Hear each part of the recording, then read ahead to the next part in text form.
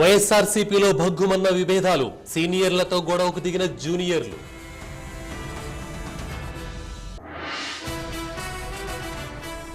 రాష్ట్ర వ్యాప్తంగా విద్యుత్ ఆందోళనలు, కదం తొక్కిన వామపక్షాలు.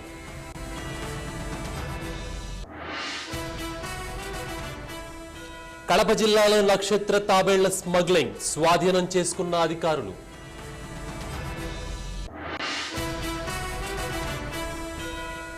మంచుకొండల్లో దాగిన రహస్యం బయటపెట్టిన మాజీ సైనికాధికారి.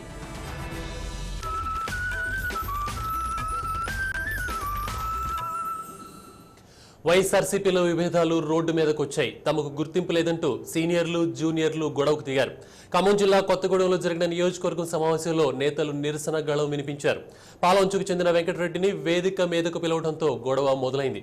దాదాపు గంటపాటు నినాదాలు ప్రతినినాదాలు చేసుకున్నారు. పరిస్థితి ఉద్రిక్తంగా మారడంతో సీనియర్ నేతలు జోక్యం చేసుకుని కార్యకర్తలను బుజ్జగించడంతో గొడవ సద్దుమణిగింది.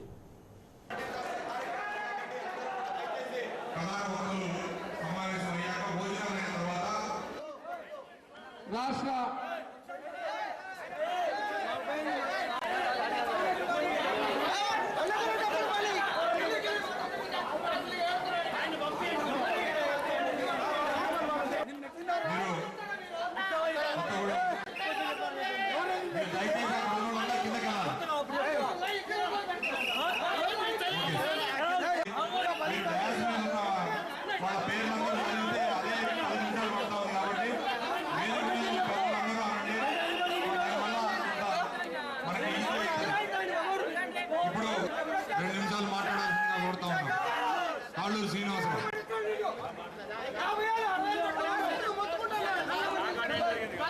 ఏదైనా సమస్యలుంటే సోదరులారా మధ్యాహ్నం తర్వాత మనం మాట్లాడుకుందాం. ఇది పద్ధతి కాదు.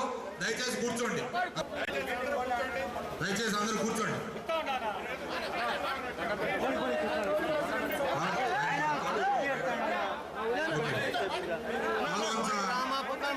మండల కన్వీనర్ తుమ్మల శివారెడ్డి ఉన్నాడు.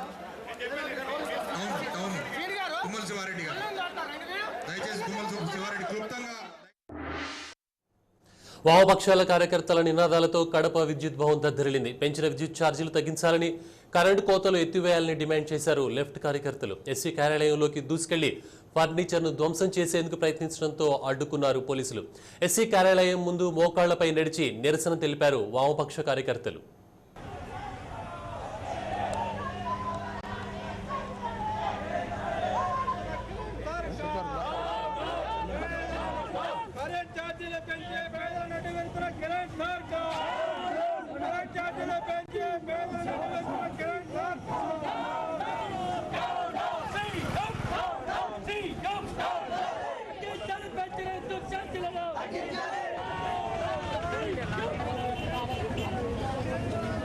రాష్ట్ర ప్రభుత్వం ప్రజలకు కరెంటు కూడా సరఫరా చేయలేని రాష్ట్ర ప్రభుత్వం.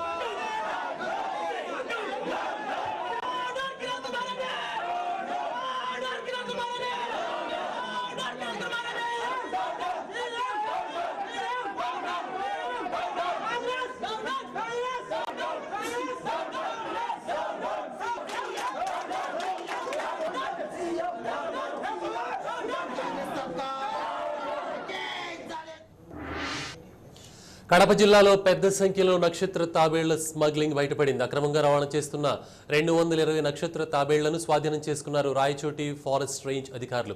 అజ్ఞాత వ్యక్తి సమాచారంతో సోదాలు చేసిన అధికారులు తాబేళ్లను బెంగళూరుకు తరలిస్తుండగా పట్టుకున్నారు. స్మగ్లర్లు కొందరు పరారు కాగా ఓ వ్యక్తి పట్టుబడ్డాడు. స్వాధీనం చేసుకున్న నక్షత్ర తాబేళ్ల విలువ సుమారు 10 లక్షల రూపాయలు ఉంటుందని అంచనా.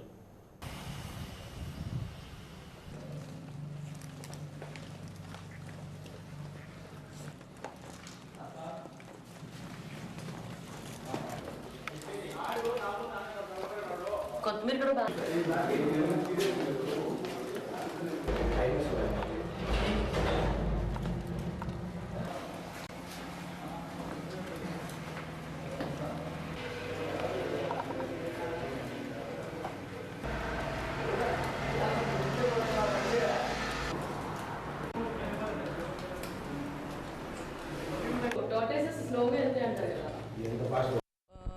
గాలివీడు మండలం కుమ్మరపల్లి దగ్గర ఈ నక్షత్ర తాబేలు వ్యాపారం జరుగుతుంది.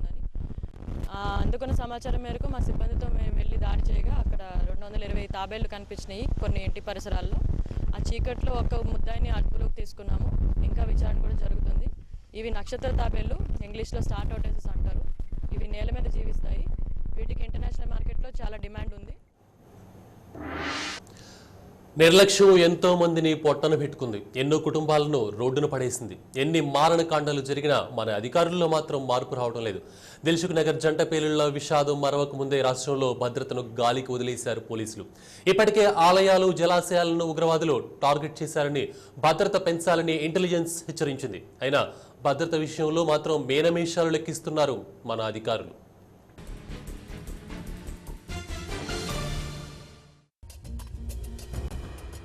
దాడులు చేస్తాం, విధ్వంసం సృష్టిస్తామని ముందుగా చెప్పి మరి మారణకాండకు తెగబడుతుంది ముష్కర మూక. ఉగ్రవాదులు విరుచుకుపడబోతున్నారని ముందుగా ఇంటెలిజెన్సీ హెచ్చరికలు చేస్తున్నా పోలీసులు లైట్ గా తీసుకోవడంతో ఎంతో మంది అమాయకులు బలవుతున్నారు. పోనీ తర్వాతైనా పోలీసులు స్పందిస్తారంటే అది నామమాత్రమే. దిల్సుఖ్ నగర్ జంట పేలుళ్ల విషాదం మరొక ముందే రాష్ట్రంలో భద్రతను గాలికి వదిలేశారు పోలీసులు. రాష్ట్రంలో విధ్వంసాలు సృష్టించేందుకు ఆలయాలు, జలాశయాలను ఉగ్రవాదులు టార్గెట్ చేశారని ఇప్పటికే ఇంటెలిజెన్స్ హెచ్చరించింది. కానీ వాటి భద్రత పెంచిన దాఖలాలు లేవు. కోట్లాది మంది దాహార్తిని తీరుస్తున్న మంజీరకు భద్రత కరువైంది. మంజీరా జలాశయం మెదక్, నిజామాబాద్ జిల్లాలతో పాటు హైదరాబాద్ జంట నగరాల నీటి అవసరాలను తీరుస్తోంది. కోట్లాది మందికి తాగునీరు అందించే ఈ మంజీరా భద్రతలో నిర్లక్ష్యం వహిస్తున్నారు అధికారులు. పైప్ లైన్స్, రిజర్వాయర్ కు సెక్యూరిటీ లేకపోవడంతో ఏ క్షణం ఏమవుతుందోనని స్థానికులు భయపడుతున్నారు. సంగారెడ్డి నుండి అయితే మంజీరా పైప్ లైన్ వెళ్తున్నదో మరి దానికి రక్షణ లేకుండా పోయింది. ఉగ్రవాదులు ఆ వైపున కూడా మరి ఏదైనా విధ్వంసక చర్య చేపట్టే అవకాశం ఉన్నది. ఎందుకంటే ఈ యొక్క మంచి నీరు తాగే ఈ పైప్ లైన్ వెళ్తున్న ఈ క్రమంలో అక్కడ ఎక్కడ భద్రత లేదు. ఆ పైప్ లైన్కి లీకేజ్ వద్ద లీకేజ్ సంబంధించిన ఏర్పాటు చేయడం లేదు. ఈ క్రమంలో కూడా ప్రభుత్వం దృష్టి సారించాలా. ఓవైపు మంజీరా పైప్ లైన్స్ కు లీకులు వెంటాడుతుంటే వాటిపై అక్రమ నిర్మాణాలు మరింత ముప్పుకు దారితీస్తున్నాయి. పైప్ లైన్స్ పై ఇళ్లు, ప్రహరీ గోడలు ఇలా విచ్చలవిడిగా అక్రమ నిర్మాణాలు చేపట్టారు. దీంతో ఏదైనా ప్రమాదం జరిగితే భారీ మూల్యం చెల్లించుకోవాల్సి వస్తుందని ఆందోళన చెందుతున్నారు స్థానికులు. ఆ లైన్ పైనే కాంపౌండ్ వాళ్ళు పెట్టడము, అక్కడ ట్రాన్స్ఫార్మర్స్ పెట్టడము, మరి ఇబ్బందికరంగా వాటి పైన కట్టుకుంటే రేపు ఏదైనా ప్రమాదాలు జరిగినప్పుడు అది చాలా ఘోరమైనటువంటి సంఘటనలు జరుగుతుపోతాయి. ఎవరన్నా తెలియక కట్టినా కానీ మరి మున్సిపల్ అధికారులు అది తొలగించాలే తప్ప వారికి ప్రోత్సహిస్తూ వాళ్ళు చేయడం ఇది కరెక్ట్ కాదని కూడా నేను ఈ సందర్భంగా తెలియజేస్తా ఉన్నా. ఓవైపు కొరబడిన మంజీరా భద్రత కళ్లకు కట్టొచ్చినట్టు కనిపిస్తుంటే అదేం లేదంటూ దాటవేస్తున్నారు అధికారులు. మంజీరా పైప్ లైన్స్ పై అక్రమ నిర్మాణాలు చేపడితే కఠిన చర్యలు చేపడతామని చెప్తున్నారు. మంజీరా పైప్ లైన్కు సంబంధించిన పైప్ లైన్ పై అక్రమ నిర్మాణాలు ఏదైనా ఉన్నట్టయితే పరిశీలించి మేము మా సిబ్బందితో వెళ్ళి వాటిని తొలగించి వాటర్ సప్లైకి అంతరాయం కాకుండా చూసుకుంటామని హామీ ఇస్తున్నాం. ఒక చిన్న నిర్లక్ష్యం ఎంతో మంది జీవితాలను నాశనం చేసింది. ఇంటెలిజెన్స్ హెచ్చరికలకు ముందుగానే పోలీసులు స్పందించి ఉంటే ఇంత దారుణం జరిగుండేది కాదంటున్నారు ప్రజలు. కానీ ఇప్పటికైనా అధికారులు, పోలీసులు మేల్కొని ఆలయాలు, జలాశయాలకు భద్రత పెంచాలని కోరుతున్నారు. అలాగే మంజీరా జలాశయం వద్ద భద్రత కట్టుదిట్టం చేయాలని డిమాండ్ చేస్తున్నారు స్థానికులు. హైదరాబాద్ పోలీసులను సిబ్బంది కొరత వేధిస్తోంది. ఉన్నవారు సరిపోక ఖాళీగా ఉన్న పోస్టులు భర్తీ కాక కొత్త సమస్యలు వస్తున్నాయి. సిటీ పరిధిలో వేలాది పోలీసు పోస్టులు ఖాళీగా ఉన్నాయని అధికారులు లెక్కలు చెబుతున్నాయి. రిక్రూట్మెంట్ నోటిఫికేషన్లు ఇచ్చినా కాకి ఉద్యోగం చేసేందుకు అభ్యర్థులు ముందుకు రాకపోవడంతో పోలీస్ బాసులు తలలు పట్టుకుంటున్నారు. హైదరాబాద్ దేశంలోని ప్రముఖ నగరాల్లో ఒకటి. దాదాపు 1 కోటి మంది జనాభా గల నగరం. రోజుకు 5,000 నుంచి 10,000 మంది ఇతర ప్రాంతాల నుంచి వలసలొస్తుంటారు. హైదరాబాద్లో జనాభా పెరుగుతున్నట్టే శాంతి భద్రత సమస్య కూడా పెరుగుతోంది. మరోవైపు ఎప్పుడు టెర్రరిస్టులు పంజా విసురుతారో తెలియదు. హైదరాబాద్ ఇప్పుడు ఉగ్రవాదులకు సేఫ్ జోన్గా మారిందనే వార్తలు పోలీసులను ఆందోళనకు గురిచేస్తున్నాయి.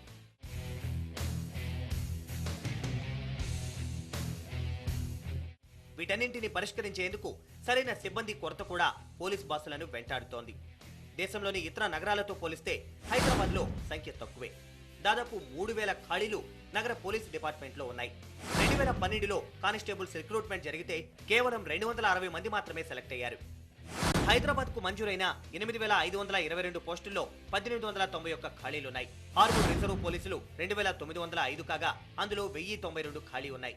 పోలీసు ఉద్యోగం రిస్కుతో కూడుకున్నది కావడంతో పోస్టులు భర్తీ కావడం లేదు. గత 2009 నుంచి ఈ యొక్క ఎజిటేషన్లు కానీ గొడవలు కానీ రోడ్లపైన బతుకులు మా యొక్క పోలీసు సిబ్బంది యొక్క ఇబ్బందులు ప్రతి ఒక్కరు చూస్తున్నారు. ప్రజలు పిల్లలు చదువుకునే పోలీసులు ఏమైనా కొందికి 24 కన్నా మళ్ళీ ఎక్కువ తీసుకుంటున్నారు. కంటిన్యూ అయిపోతుంది. ఒక బందోబస్తు కానీ ఒక నైట్ అండ్ డే చేయాల్సి వస్తుంది. దీన్ని స్టూడెంట్స్, విద్యార్థులు, యువకులు, నిరుద్యోగులు వీళ్ళంతా చూసి దీని మీద ఇంట్రెస్ట్ చూపించడం లేదు. కానిస్టేబుల్, హెడ్ కానిస్టేబుల్, ఆర్ముడ్ పోలీసులు ఎక్కువగా ఖాళీలు ఉండడంతో నాకాబందీల సమయంలో అసాంఘిక కార్యకలాపాలను గుర్తించడం కష్టంగా మారింది. 1 కోటి మంది జనాభా గల హైదరాబాద్ కు కేవలం 8000 మంది పోలీసులు భద్రతా చర్యలు చేపడుతున్నారు.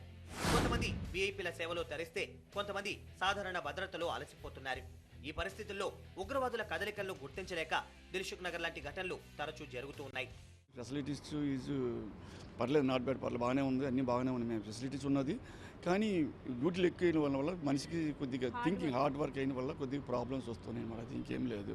పిల్లలు ప్రతి ఒక్కరు కూడా మేము చెప్తున్నాం, మేము కూడా పోయి చెప్తున్నాము, వచ్చి దయచేసి మీరు కూడా రండి, వచ్చేసి అనమాట చేయండి, దేశ సేవ చేయండి, ప్రజాసేవ చేయండి కూడా చెప్తున్నాము.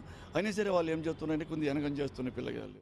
ఇతర జిల్లాలతో పోలిస్తే హైదరాబాద్ లో పోలీస్ జాబ్స్ కు అర్హులైన యువత ఆసక్తి చూపడం లేదు. మరోవైపు కానిస్టేబుల్ కు ప్రస్తుతం ఇంటర్మీడియట్ అర్హత పెట్టడం కూడా ఖాళీల భర్తీకి అడ్డుగా మారుతోంది. అర్హతను కూడా తగ్గించాలన్న డిమాండ్ కొంతకాలంగా వస్తోంది.